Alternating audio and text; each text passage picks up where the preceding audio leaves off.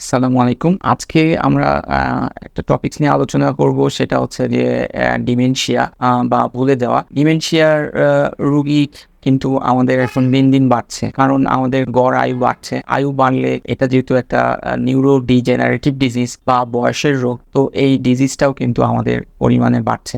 এবং এখন কিন্তু প্রত্যেকটা ঘরে, ঘরে যাদের ঘরে বৃদ্ধ বাবা-মা আছে তাদের কিন্তু এই প্রবলেমটা ফেস করতে হয়।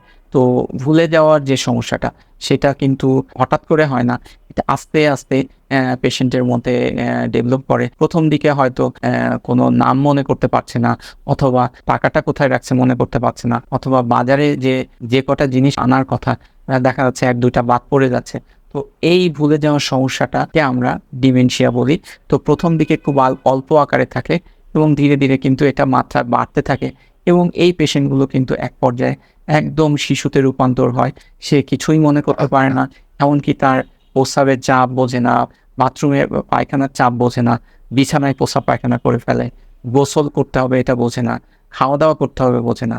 তো এই কন্ডিশনটাকে আমরা ডিমেনশিয়া বলি।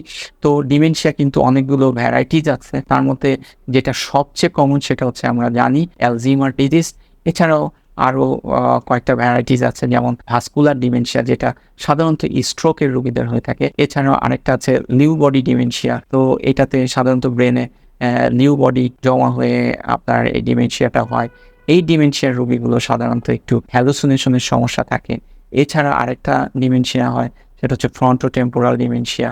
তো এই ডিমেনশিয়াগুলোর মধ্যে সবচেয়ে বেশি আমরা পাই অ্যালঝিমার ডিজিজ, এবং এই অ্যালঝিমার ডিজিজটা কিন্তু দিন, দিন বাড়ছে।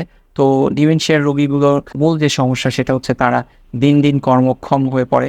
তো আমরা ডিমেনশিয়া নিয়ে বেশি, বেশি জানবো এবং ডিমেনশিয়ার পেশেন্টদের প্রতি বেশি, বেশি সহানুভূতিশীল হব এবং তাদের পাশে যেয়ে দাঁড়াবো। ধন্যবাদ।